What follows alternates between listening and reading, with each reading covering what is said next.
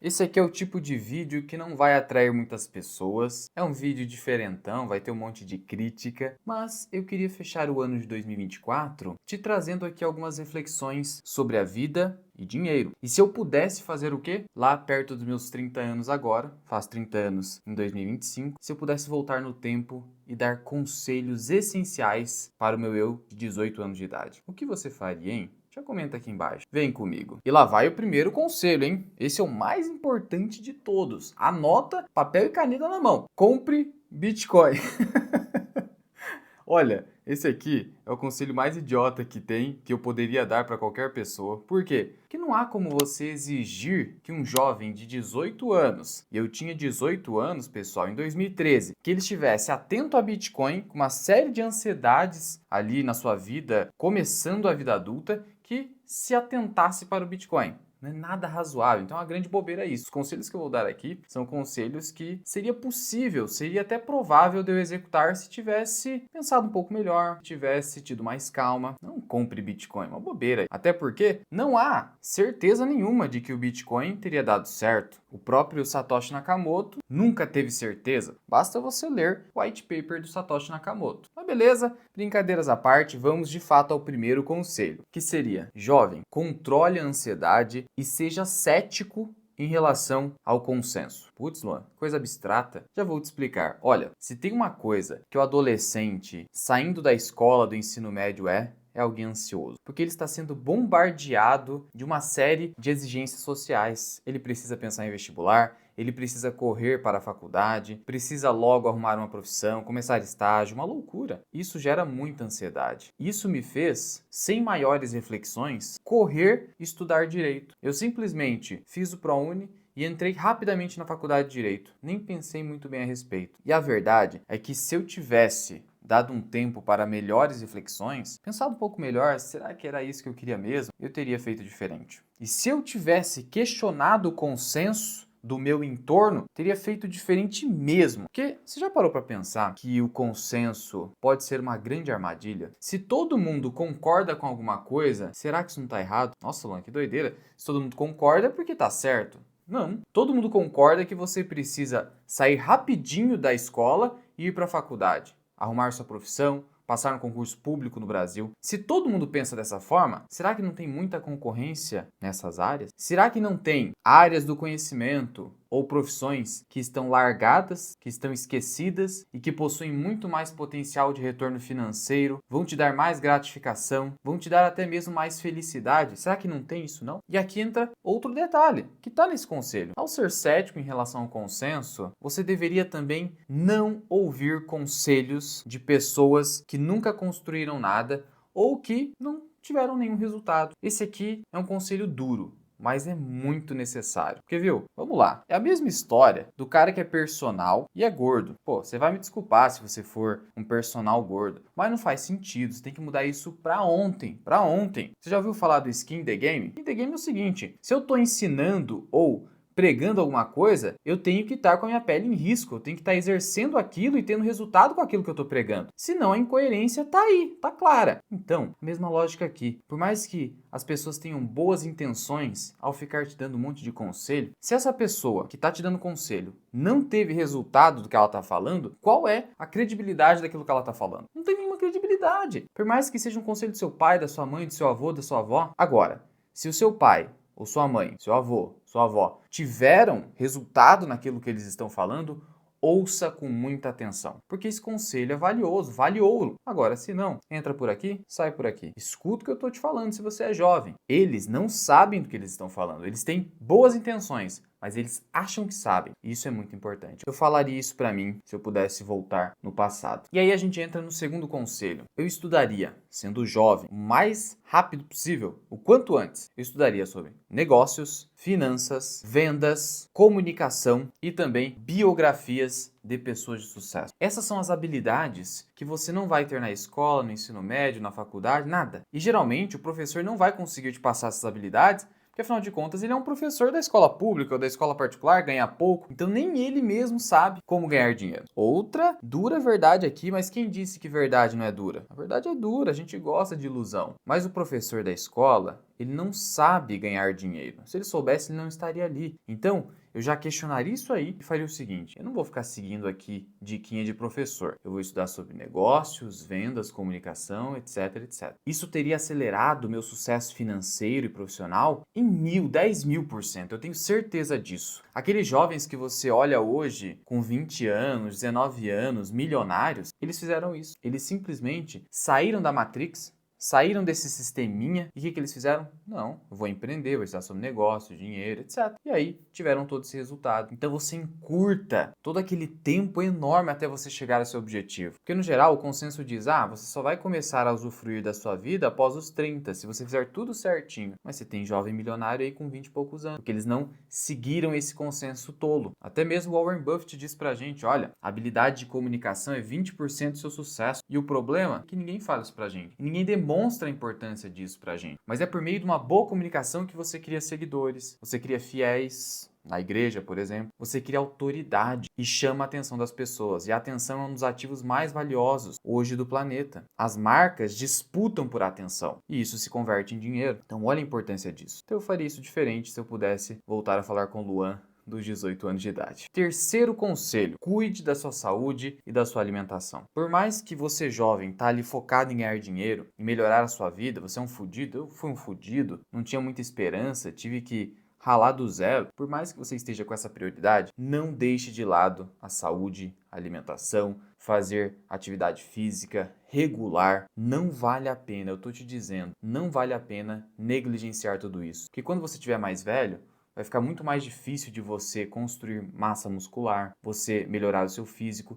E não é só para isso, não é só para fins estéticos. Quando você faz musculação e bota o shape no corpo, você fica mais autoconfiante. Você começa a acordar cedo, entende a importância de acordar cedo, e aí você tem mais tempo para produzir ao longo do dia. Ainda mais quando você é muito jovem, você precisa de muito tempo ali para poder conseguir logo seus resultados. E não só isso, quando você está se alimentando bem, o seu corpo não gasta muita energia para digerir, então você não fica cansado, você não passa muito tempo no banheiro tentando evacuar um monte de lixo que a gente come sem pensar. A sua memória, a sua capacidade cognitiva melhoram. Isso é essencial quando a gente está ali jovem estudando para melhorar de vida. Então eu falaria, Luan, para com essa história de achar que é só estudar, se dedicar à profissão. Não, saúde vai inclusive melhorar o seu desempenho profissional e acadêmico. Não ignore. Se você é jovem aí e está achando que pode deixar para depois, não faça isso. Realmente não vale a pena. Quarto conselho: eu não desperdiçaria o meu potencial na faculdade de Direito e também não ficaria desperdiçando toda a minha energia e o meu tempo com concursos públicos. Por que eu não faria isso? Calma, não precisa vir me xingar nos comentários. Porque, cara, racionalmente falando,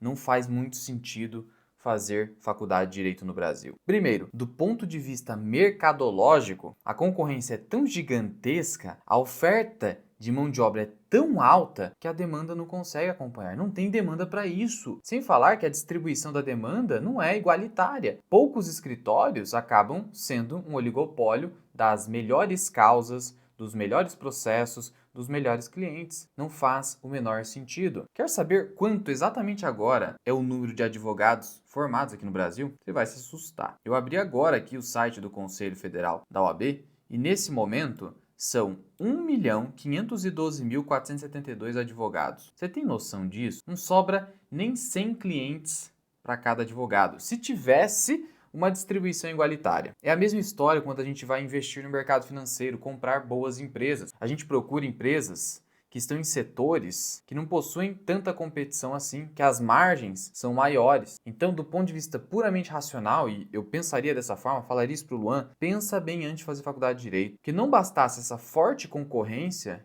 que diminui as suas chances de prosperar, você ainda tem o problema da própria profissão de advogado, que é o quê? Que é você depender completamente do pensamento do Poder Judiciário, do Ministério Público. Por mais que você seja um profissional super dedicado, os seus ganhos vão depender de tudo isso, variáveis completamente fora do seu controle. E você sempre se arrisca a perder tempo, porque os advogados, eles não cobram para entrar com os processos. Então é uma imprevisibilidade tão grande, que você passar 5 anos na faculdade se dedicando e aí você está renunciando automaticamente a outras coisas que você poderia estar fazendo e depois faz pós-graduação, tudo isso é um sacrifício tão grande que também não valeu a pena. Por mais que eu tenha ganhado um bom dinheiro com a advocacia, não valeu a pena. Tanto que hoje eu saí da advocacia e me dedico aqui a trazer conteúdo para você sobre finanças, investimentos e muito mais. Então se você ainda não se inscreveu nesse canal, você é louco. Ainda tem a questão dos concursos públicos. Eu me dediquei demais a isso. E olha que o concurso público acaba sendo um bom treinamento para te fazer não ficar choramingando por conta de fracassos. O empreendedor, ele acumula uma série de fracassos e erros ao longo da sua trajetória. Concurseiro, então, nem se fala. E ele fica naquela ilusão de que é só estudar até passar. Tudo isso é vendido para você como uma mentira. Não é estudar até passar. Não existe essa garantia. Porque o que não te dizem é o seguinte: cada concurso público tem um edital diferente. Cada banca tem um edital diferente. Então você tem que muitas vezes recomeçar um estudo. É uma mentira. E aí muitas vezes você tem que se dedicar a matérias que você não é bom, que você não consegue aprender rapidamente. Isso faz com que você sempre tenha que ficar rebobinando. Isso é horrível. E você treina a sua mente para aguentar essas pauladas, viu? E são muitos anos de sacrifício para depois você chegar e ter um salário limitado. Realmente não valeu a pena, tá, Luan? Se matar em concursos públicos. Você poderia ter se dedicado a estudar sobre negócios, dinheiro, finanças. Você teria muito mais frutos e teria sido muito mais feliz. Eu quero deixar claro que esse aqui é o conselho que eu daria para mim. Isso aqui não é uma receita de bolo que você pode aplicar em qualquer caso, ignorando as preferências de cada indivíduo, o contexto socioeconômico, o contexto geográfico. Não, eu estou te dizendo o que funcionaria para mim, olhando todos esses anos lá para trás. E aí a gente chega no quinto conselho. Eu começaria o quanto antes, sabendo ou não, sabendo como fazer ou não, a criar conteúdo para a internet. O quanto antes. Por quê? Porque você vai melhorando no meio do caminho. Você vai se desenvolvendo no meio do caminho. Eu não preciso do plano perfeito, até porque ele não existe. Então, eu começaria o quanto antes. Não ficaria esperando, porque criar conteúdo é a melhor maneira de você escalonar o seu negócio, alcançar o maior número de pessoas possível, se apresentar como um especialista, construindo autoridade. Uma das grandes dificuldades que qualquer profissional da área da advocacia, medicina, etc. tem é de conseguir construir branding, construir marca, porque ele depende basicamente do quem indica. Então, uma indicação aqui, outra colar. Isso aí demora demais. Às vezes usa um outdoor, panfletinho, coisa assim que não tem efetividade. Você alcança um número limitado de pessoas. E através da internet a coisa é diferente. Não há limite para quantas pessoas você pode alcançar. Claro que existe um limite do seu nicho, mas a escala é muito maior, sem sombra de dúvida. E o melhor, de forma gratuita. Claro que você tem um investimento ali do seu tempo, do seu esforço, cursos, equipamentos, mas olha, o custo é muito baixo para você começar. Pelos meios tradicionais de divulgação, você gastaria muito mais e ficaria desanimado, porque você sempre teria que gastar mais. Seria muito complicado. Então, começar a criar conteúdo para a internet seria essencial. Isso, vamos ser sinceros, se tornou algo obrigatório. Quem não está na internet, quem não está criando conteúdo para o Instagram, TikTok, YouTube, tá morto. Precisa se posicionar como especialista e atingir outras pessoas. Senão, você vai ficar sempre limitado, sempre ali triste porque não consegue crescer. Esse é um conselho que eu daria para qualquer pessoa hoje. E aí a gente chega no sexto conselho, que é: esqueça o hedonismo, já vou explicar, e seja corajoso. E exerça todos esses outros conselhos que eu falei por muito tempo, mas muito tempo, sem parar. O MrBeast, ele definiu o sucesso da seguinte forma: o sucesso é você fazer o que você ama por muito tempo. Então, repetir o processo com disciplina e paciência é isso que vai te tornar um especialista, vai criar autoridade, vai te dar resultado. O dinheiro vai ser consequência. E esquecer o hedonismo é o seguinte: parar de querer fugir das tensões, das dificuldades. O seu cérebro, ele precisa de tensão para você aprender. E o pensamento hedonista que predomina é o quê? Preciso de prazer, preciso de descanso. O tempo todo a gente fica pensando nisso e quer fugir das dificuldades, sempre querendo ir para o conforto, porque o nosso cérebro quer isso. Ele é preguiçoso, nosso cérebro. Ele gasta muita energia. Então você abolir o pensamento hedonista, entender que somente nas dificuldades é que você vai crescer, a coisa muda completamente. Você se sente até mais aliviado de não estar ali sempre querendo prazeres. Isso aí não vai te levar a nada. E aí, para quem é mais otaku, não sei se você lembra, mas o Goku como um Saiyajin, ele sempre avançava, ele sempre ficava mais forte quando o quê? Quando ele enfrentava um inimigo muito mais poderoso. Por quê? É a questão da dificuldade. Sempre que você é colocado sob limite, você vai ter que dar um jeito, você vai ter que sobreviver. E aí, quando você sobreviver, você vai ficar muito mais forte, vai ser mais inteligente, mais habilidoso. Então fuja do hedonismo. Isso é uma grande bobeira, viu? Você que é jovem, esqueça isso aí. E ser corajoso. Porque eu fiquei buscando segurança em concurso público, mas não tinha segurança nenhuma. Somente sendo corajoso é que você vai enriquecer rapidamente. Senão vai demorar muito, muito, muito, muito.